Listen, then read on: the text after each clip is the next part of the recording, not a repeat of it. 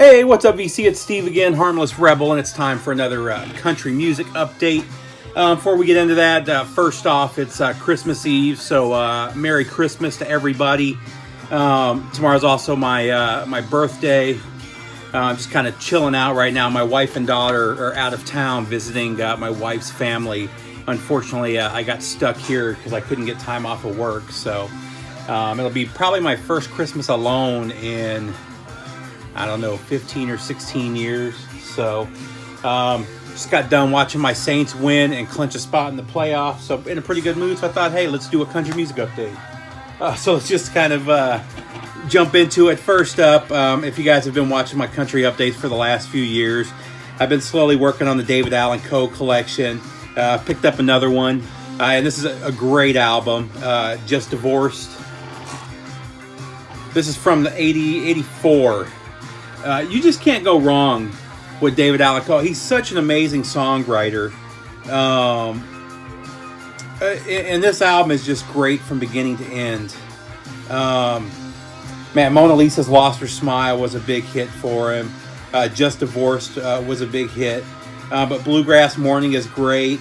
He's taken it hard. Sweet Angeline, all killer songs. And definitely an album worth having if you're a fan of David Allan Coe. Next up, this is a comp that I ran across for like $1, so I couldn't pass it up. And the vinyl's in really nice condition. This is Rock Island Line by Johnny Cash. You see the train and the reference to trains with Rock Island Line. Most of these are transportation-related songs. So you got Rock Island Line, Get Rhythm, Train of Love, Hey Porter, Come In Stranger, The Wreck of the Old 97, Lonesome Whistle, Wide Open Road. Really good comp though from 72, I think. Can't remember off the top of my head, but it's that era. Trying to think what label. It's Pickwick, but it was Hilltop, maybe, which is one of their imprints. Next up, just an absolute classic from an amazing artist. You got the king or the queen of rockabilly here, Mrs. Wanda Jackson. I just don't think she gets enough credit for as amazing as she was. And I was just watching a documentary about her. She was the first. She's considered the very first female rock and roll singer, which is very cool as well. Now, obviously, it wasn't straight up rock and roll. She was a rockabilly singer, and the cool thing about her is you hear a little bit of that in all of her albums. So you'll get some rockabilly songs, you'll get some straight up country songs, you'll get some stuff that's right in the middle. This was her 4th or 5th album in the 60s. This is a reissue from a few years ago, from 2015 on Wax Time Records. And there's a couple extra songs on here, one of which is Whirlpool, which is an amazing, amazing song. I wish that would have been on the original album.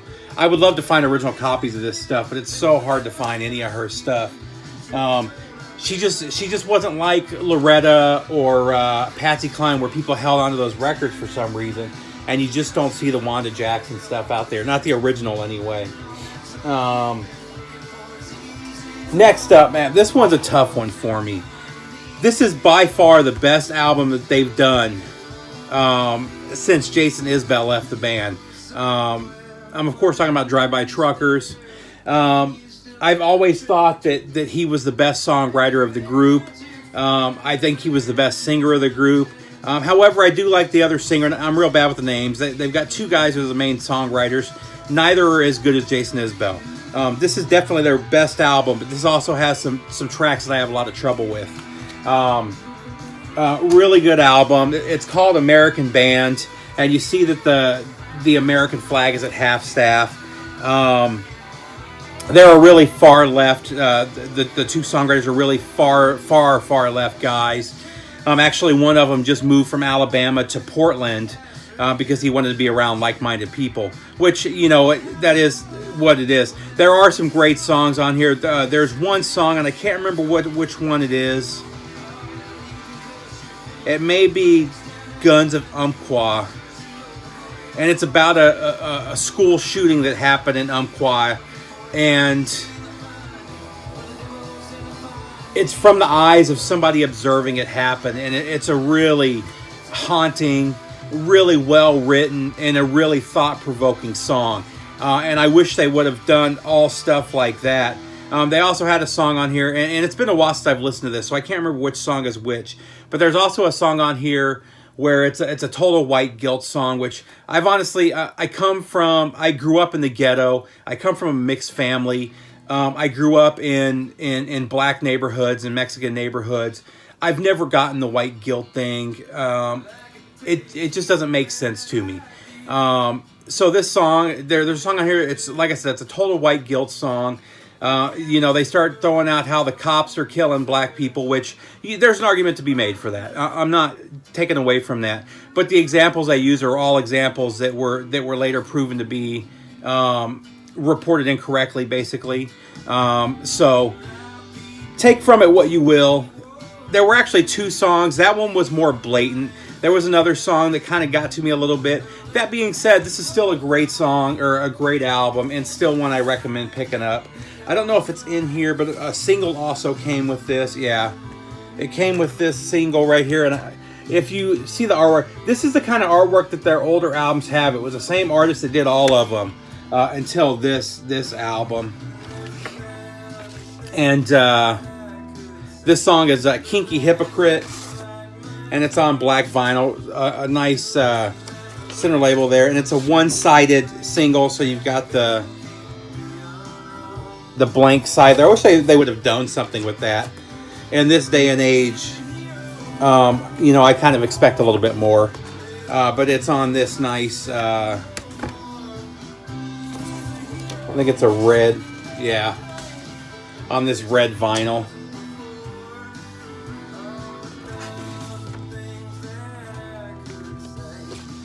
And again, aside from that one song, actually the two songs that really kind of bugged me, it's still a great album. I would still give this a 4 out of 5, and definitely recommend picking it up if you're a fan of the Drive-By Truckers or just Americana in general. Next, what do we got? A little bit of Dwight Yoakam, Buenas Noches from a Lonely Room. You just can't go wrong with Dwight. When was this? 89? I can't even see it on here. 88 maybe? Late 80s Dwight, though. You just can't go wrong. This is a solid album, or actually it's a killer album, beginning to end. I actually found this last year. I think last Christmas or last Thanksgiving, I went to Fort Walton Beach in Florida to stay with my dad, or to visit my dad, and picked this up. I don't know why it's been so long, took me so long to show it, but next up, just a classic album, George Jones and Tammy Wynette. You can't go wrong with any of the albums they do together. This is Let's Build a World Together. And then, let's see, Let's Build a World Together. Let's see, Your Shining Face, Love Is All I Need. I don't think there were any big hits off of this one. I think the next one was where their biggest hit came from. And this is Golden Ring. And Golden Ring was a monster hit for George and Tammy. But this whole album is solid. You've also got Crying Time, which was another huge hit. Even the Bad Times Are Good. I've Seen Better Days. Tattletale Eyes. Amazing album. If you see anything by with George Jones and Tammy Wynette together, it's worth having. In all honesty, anything by them, period. They've both got periods towards the end of their career where the albums are but any of their stuff from the 60s or 70s is cool. This is a cool one. This was a variety show that took place at the Nugget, and John Esquaga's Nugget, whoever the hell that is. I guess he was the owner. But this was a little show put on by Buck Owens. And I found this. This thing was still in the shrink. It looked like it had never been played. But let's see if it says who all. So Buck Owens, Don Rich, Kenny Husky, Buddy Allen, the Bakersfield Brass, who I'm a really big fan of. Susan Rae is phenomenal on here. Let's see, and that's pretty much it. But this is just a killer variety show that they put together at this casino in Laughlin.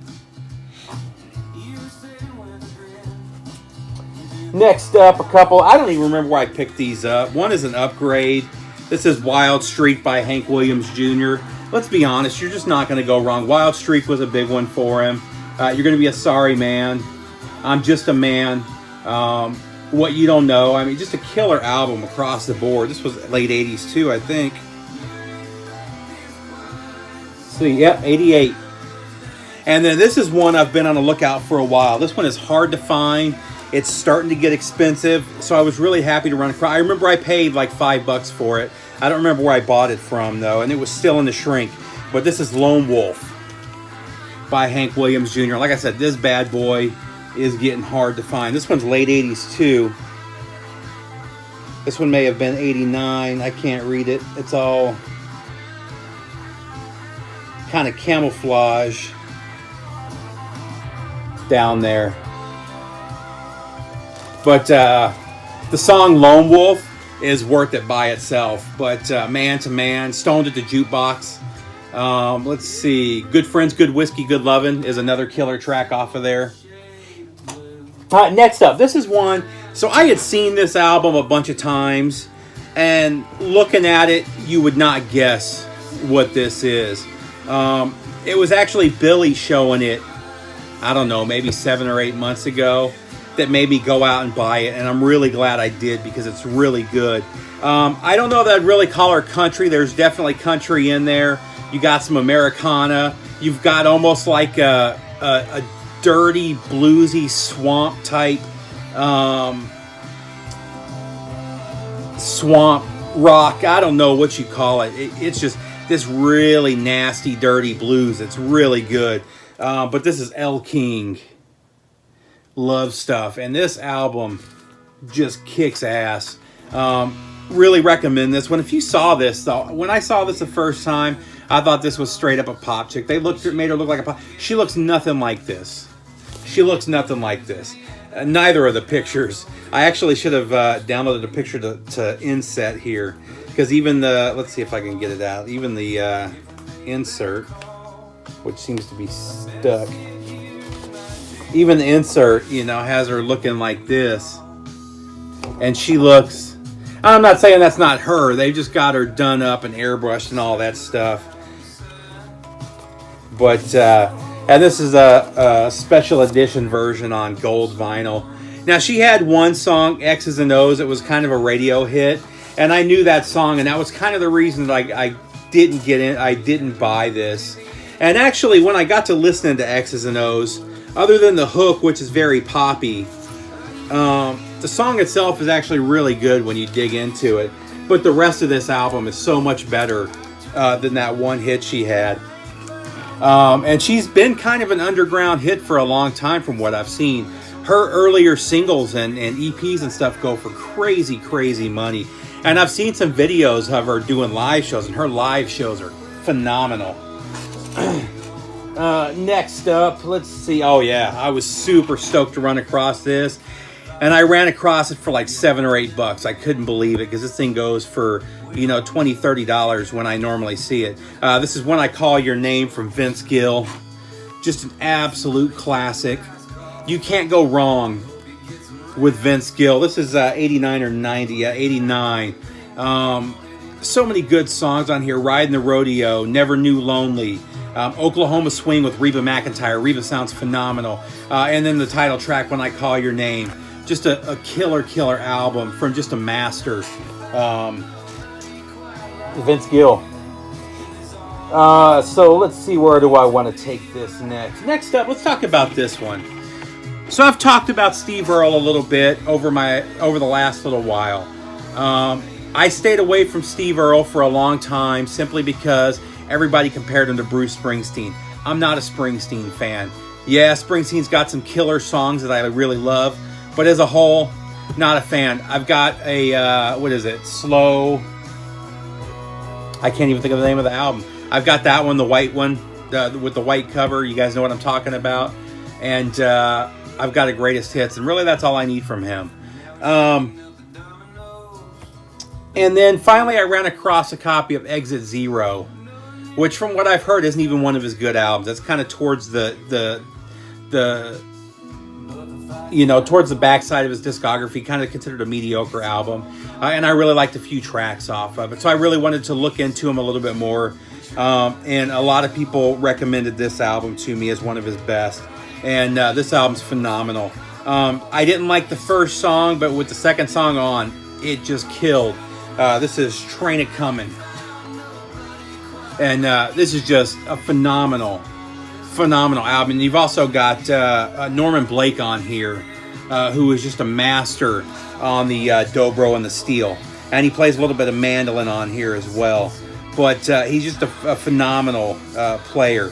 And Emmylou Harris is on here on a couple songs too, which is very cool. But the songs that really stood out, Mercenary Song, I absolutely loved.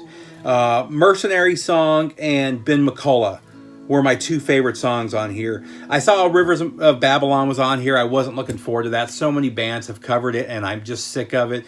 He actually does a really good job with it, and I really liked it. So that was kind of a surprise, too. Phenomenal album, though.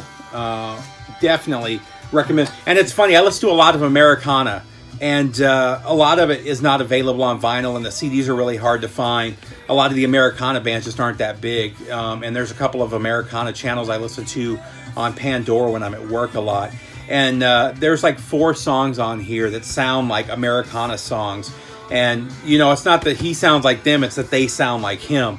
So hearing this, I'm starting to hear where a lot of these Americana bands are getting their sound from, mixed with that country. But there's a lot of Steve Earle that I recognize in those other bands. So very cool, very highly recommended.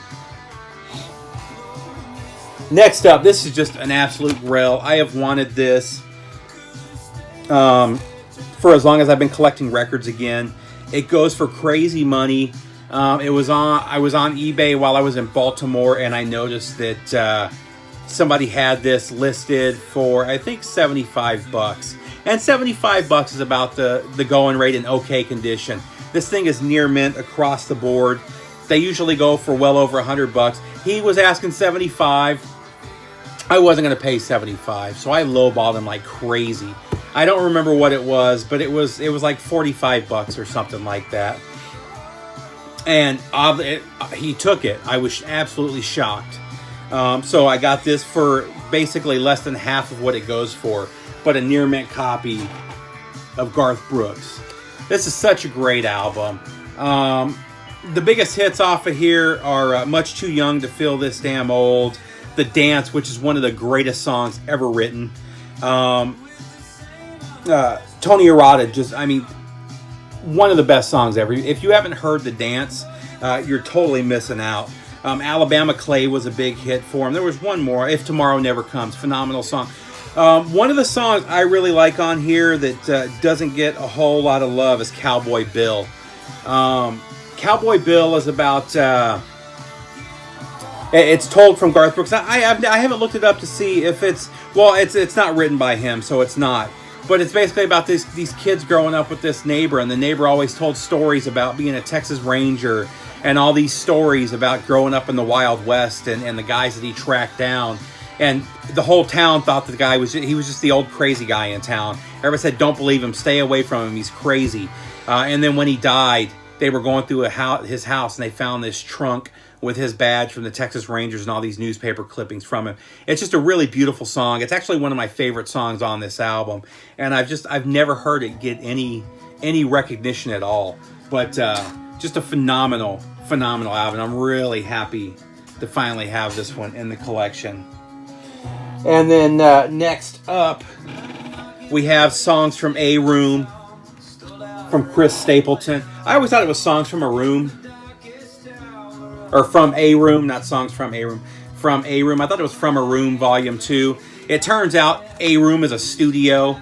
It's actually Studio A, but they call it A Room. Whatever. So it's funny. Billy and I were talking about this. We both got this the day it came out. I think he listened to it like the day later. I listened to it that day. And listen, this is a great album. Great album beginning to end. And actually what really stands out to me is that his wife Morgan is a lot more present in the songs than she has been in previous albums. And she's a beautiful singer in her own right. And when she harmonizes with Chris, it's absolutely phenomenal. I've given this a couple spins. I really haven't given it as much as I have the last two albums.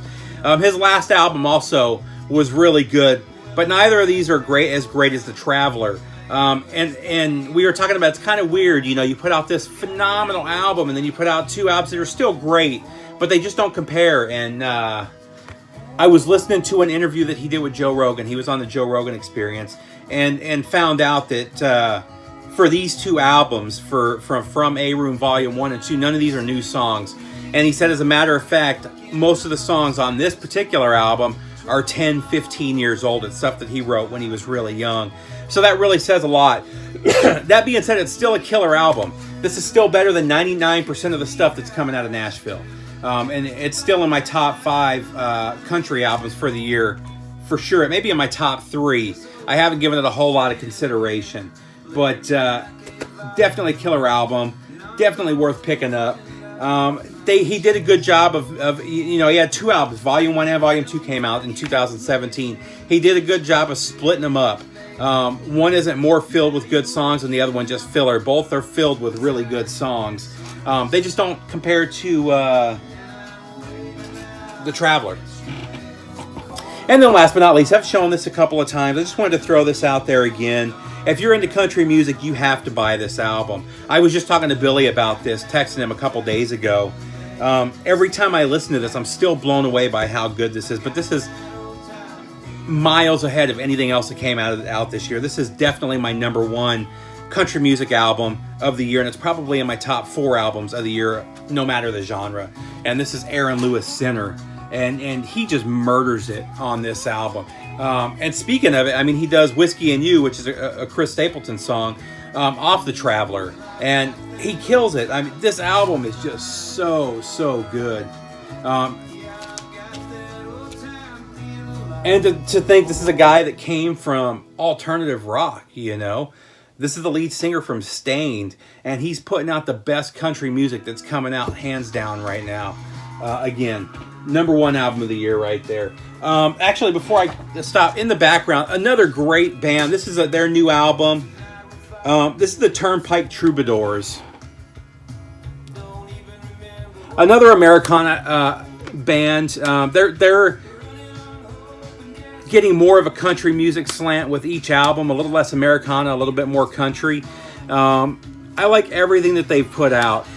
And this is another one of those bands that they have a couple of songs. You can definitely hear the Steve Earle influence on their last couple of albums.